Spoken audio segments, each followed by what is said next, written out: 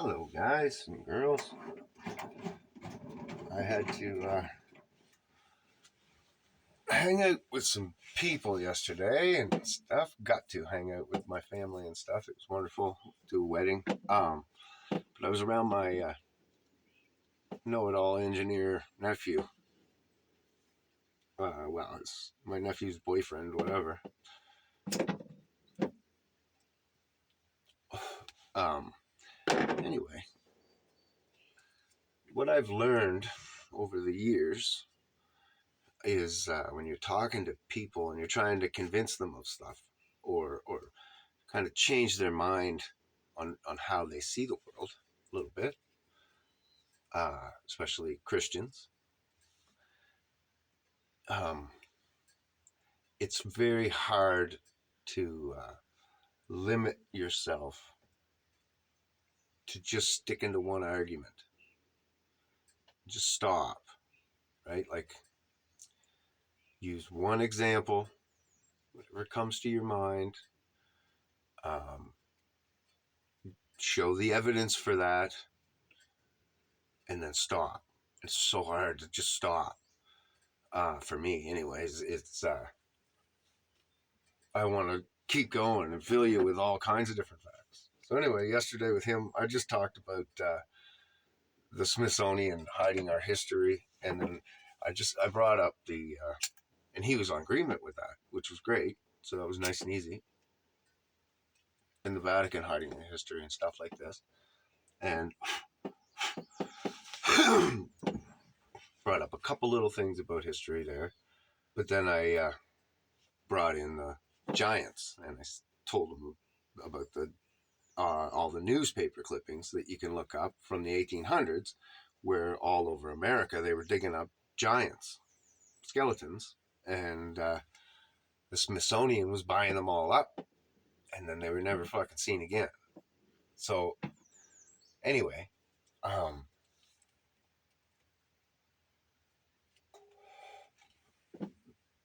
just kind of left it there, just to leave that kernel of thought in his brain without going too far into it. We got a little bit biblical, a little bit in the conversation. I just kind of let it go there and let the boys bring in their thoughts, and then so now I'm going to take it out on you guys on all the things that I wanted to say, all the other factoids that I wanted to lead into to get them to seeing the world more properly. And so my next thing would have been the Grand Canyon thing that I always talk about. I love it. It's my favorite thing. And all the evidence of it being cut quickly, for one, because by two lakes that we found the shorelines of being flooded out, pushing the delta right out to sea and washing it out, disappeared. And then it's got the rivers running into it that are still at greater than 90-degree angles, and then they run in and they got to turn to come down. So if it was millions of years, then they'd all be acute angles, and the river's water takes the path of least resistance. That's what it does. But if it was just a flood recently, then the rivers wouldn't have caught up yet. So that tells us that it was cut quickly and recently. And it isn't unique. There's places like that all over the planet, and they all show similar evidence in some ways. And if we were to assume that because of different things, like we found the land bridges, and they're clearly been tramped on by people, humans, like it, with tires and shit. Like it's clear, all under the water, under the ocean, but it connects all the continents together. We found the land bridges. Well, we never found the land bridges so much as if you were to reduce the oceans a very little amount to expose that land bridge, there would also be land bridges to all of the continents on Earth. So animals like the kangaroo and the koala bear and things like this would have been able to just get to Australia. Now, so if all the animals came from Noah's Ark, so Noah's Ark floats around 40 days, 40 nights of rain, and then God leaves them sealed in that boat for a whole year. Now you say, holy shit, all them animals in a boat for a year? Well, no. Most of the animals, not most, but a good portion of those animals were eggs, not animals when they first took off. So the eggs are hatched now.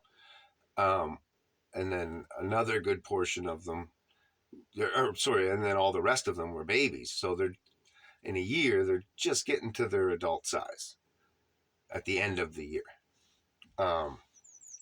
Most animals, especially the big predators and stuff. And if an animal's handled and humanized as a baby, most animals become more docile, right? If people have pet snakes, they have pet lions and shit like this, and then and even like chimpanzees. And it's not until they get into their puberty or fuller adult stages that they actually get aggressive, and especially like chimpanzees. And we all know that they've killed their owners many times, and that's why, is because they get to a certain age, they need to be with other chimpanzees and in the wild and stuff. Like they can't be in a with a person, because they're going to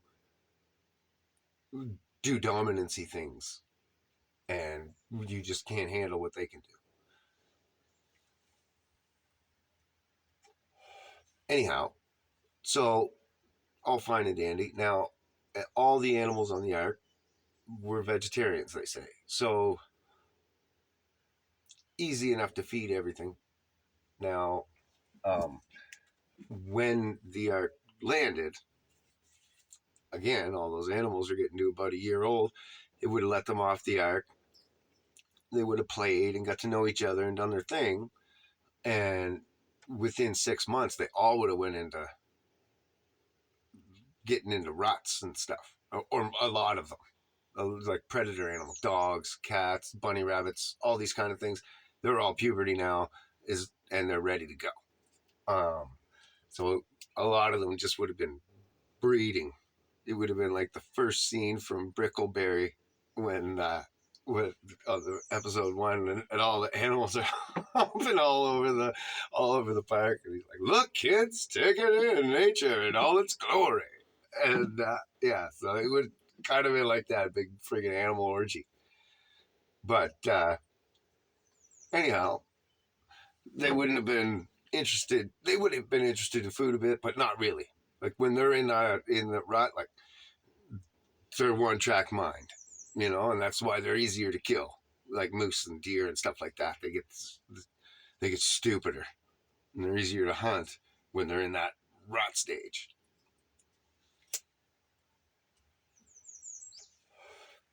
There's other reasons that we hunt them in that season, but it's more about the fur quality, stuff like that. Anyhow, so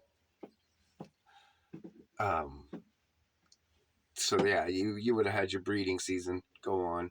Now all these babies that are born, you got meat eaters, you got vegetarian, you got all kinds of different things.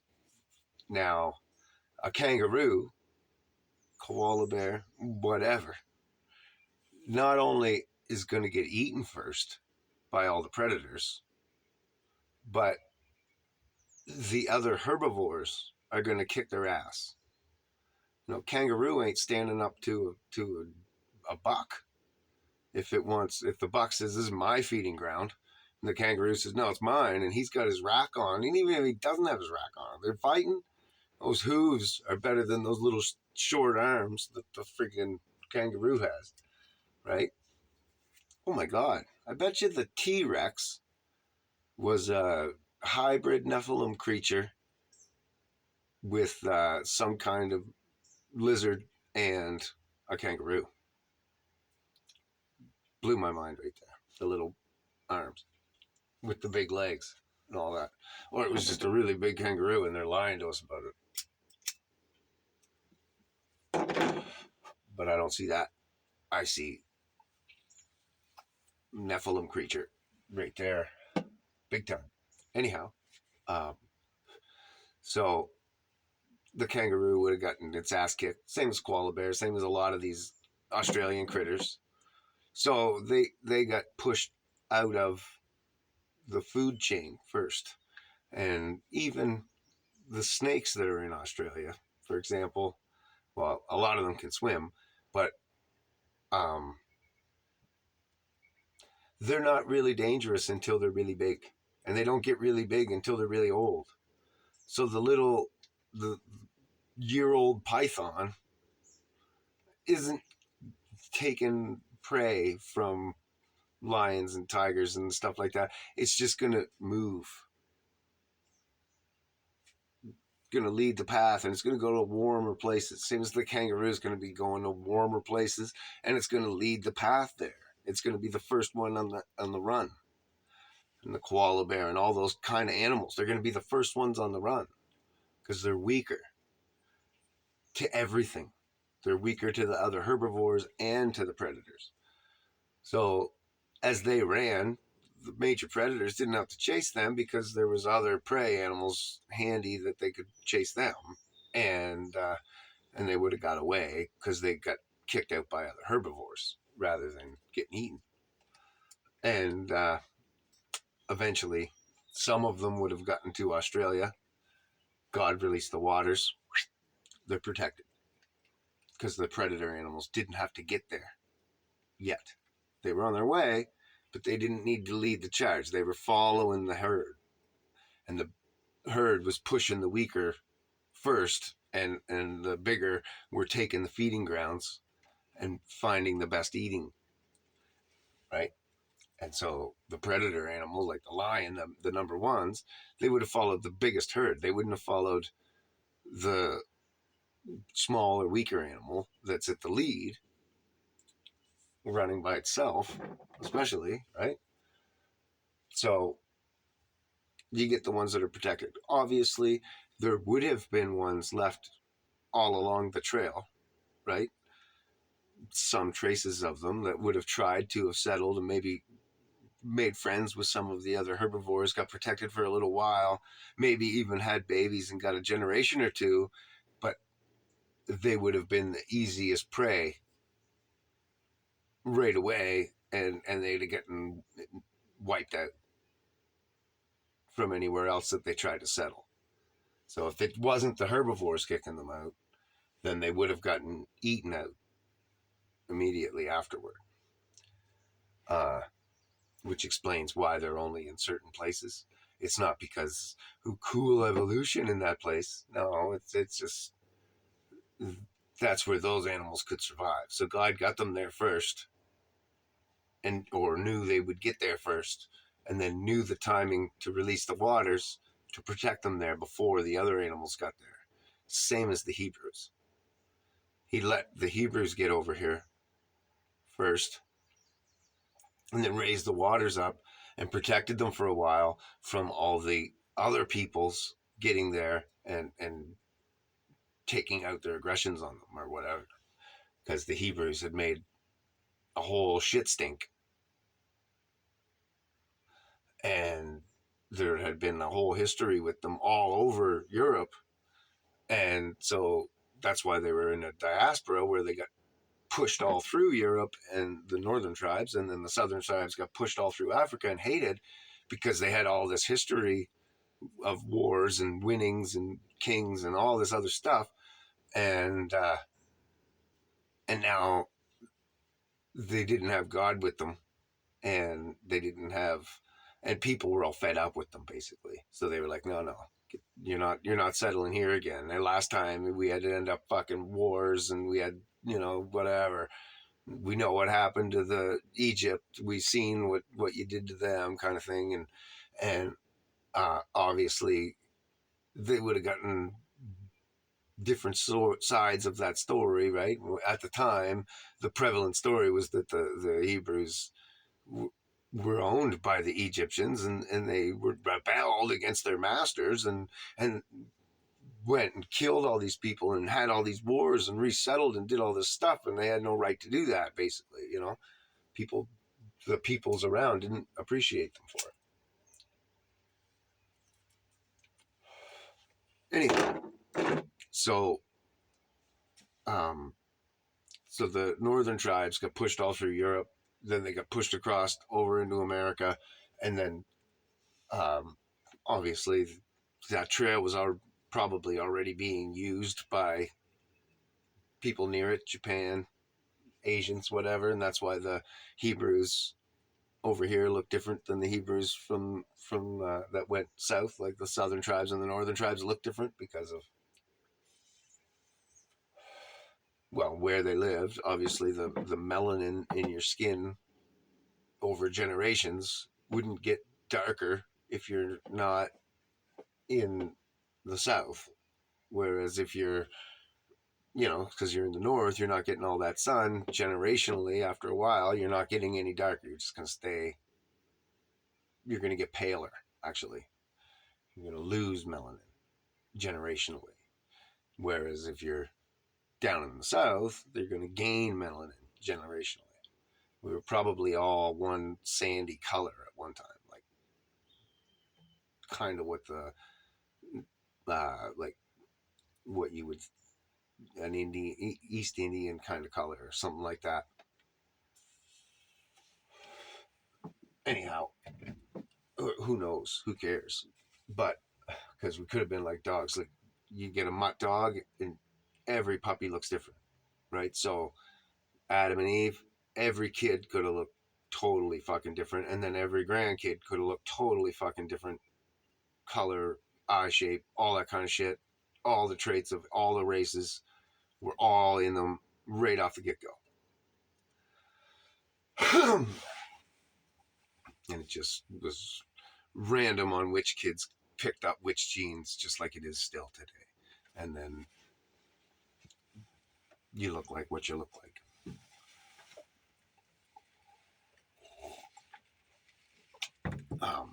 Anyway, so then I would have went on after the Grand Canyon stuff, and then all the separation of the animals in the Ark, and the Hebrews getting protected as well. You could also say that's what happened to the lost city of Atlantis, because raising the oceans that much would be enough to bury the cities and coastlines. So then you got Christopher Columbus come along. He probably, well, he was a fisherman. He grew up with his grandpappy. His granddad took him fishing when he was a kid. His granddad probably took him out fishing, and they're out in the middle of the water. And his granddad's like, "This is where I lived when I was a kid." And Chris was, "What? What are you talking about, Gramps? You didn't live here. You were right in the middle of the fucking water, man. What are you talking about? It's 30 feet deep." He's like, "No, this is where I grew up." And then they probably, back in the day, did whatever they did to dive, snorkel kits or whatever. Like we've always been smart. And they dive down, swim down, and there's Grampy's house under the water, eroding away. Like, there's the parts of it left, whatever's left still, after being in the water for 30 years. But anyhow, and then they'd swim back up, and he'd be like, "See, I told you this is where I grew up." And then Chris grew up, and he was knowing that. He's just like, "No, something happened. The water comes up. When I get in the bathtub, the water comes up. When I get out, the water goes down. So something got in our bathtub. The water came up. My granddad lived there. He lived there. I swam down, seen his house. I know he lived there. So I talked to his friends and neighbors that all lived there. There was a whole town down there. It's just gone now because it's been under the water for 30 years, or whatever, 40 years, 50 years, 100 years, whatever it took, who knows. But he'd say, something displaced that water. Because again, we were always smart. Let me go find it. And then they would have propagated it to the people. Whatever. He's going to discover India again, or he's going to find a shorter trip to wherever, whatever he's going to say. The world's round. But that's not what he was trying to prove. Christopher Columbus was well aware the world is flat, well aware it's a bathtub, and well aware that something got in that bathtub and fucking raised the water levels up. So there's something else that came out or got in order for that water to be here now. 3 states just from the Grand Canyon alone. If you look at the maritime provinces, if you're driving through Ontario and you come into Quebec, you'll notice that the 2 horizons just go for miles. And they come in like this, and they congregate together right when you get to the border of the Maritimes, and then there's this big gap in between them. But there's chunks all in the gap that are the exact height as the horizon, all these weird mountains. And it's just in this little area about as wide as the mountain is, just like the Grand Canyon. And then the maritime provinces have the St. John River, which is like the 3rd biggest river in the world. And the whole province is the washout. You can see just that the St. John River was a lot bigger at one point, and it cut its way through, and the way that it is, it's all hills and valleys and stuff like this, and it's got that big craterish river right through the center, right? And I'm sure that archaeologists have a different talk about it, whatever, but nothing that they say is actually evidential. They just say, well, the scientific consensus. We all believe that. So therefore you should believe all of us over the evidence, because we all believe it. So you all believed that we should get vaccinated, stay 6 feet apart, wear masks. You all believe that cigarettes were good. You all believe that we should eat bugs instead of meat. You think that meat's bad and fake stuff's good and fake butter's better than real butter and all this crap. Oil-based medicines and oil-based food. We're not cars. You don't need oil.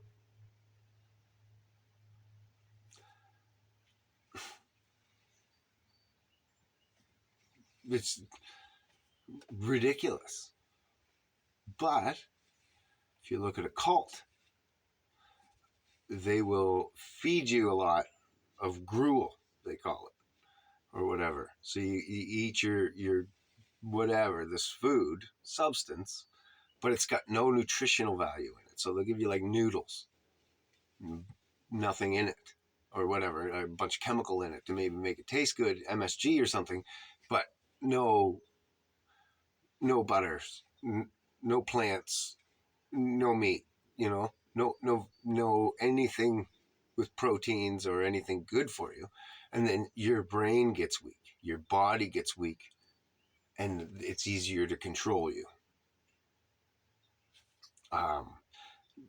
Drugs can also be used. Alcohol can be used is a really good one. And we're advertised alcohol constantly, and it's propagated as some great pastime, but it's a horrible pastime. And then people say, oh, I gotta get drunk so that I can escape my problems. You don't escape your problems. You lose control over them.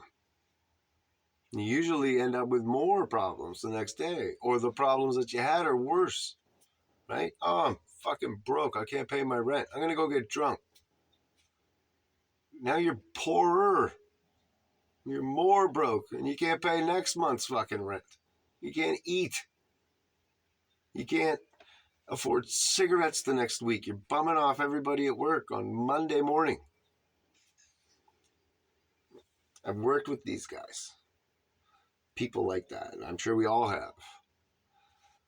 Or you're that person who's like that. One of the two. Anyhow, um, it's really hard to not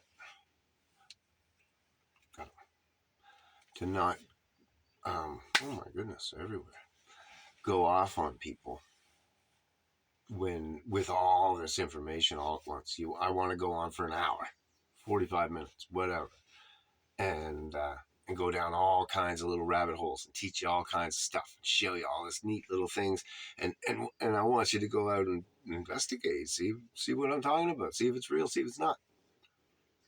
Call me, hold me to the fire. That's cool. Um, oh, oh, good. But we got to keep it small, one seed at a time. You can't dig a hole and put your whole bag of seeds in it. It's just going to be too much plant life. They'll all choke each other out and they'll all die. You don't end up with any seeds, any plants. You just ruined all your seeds. But if you put one seed in the hole, bury it up, leave it to God, then you can end up with a beautiful plant.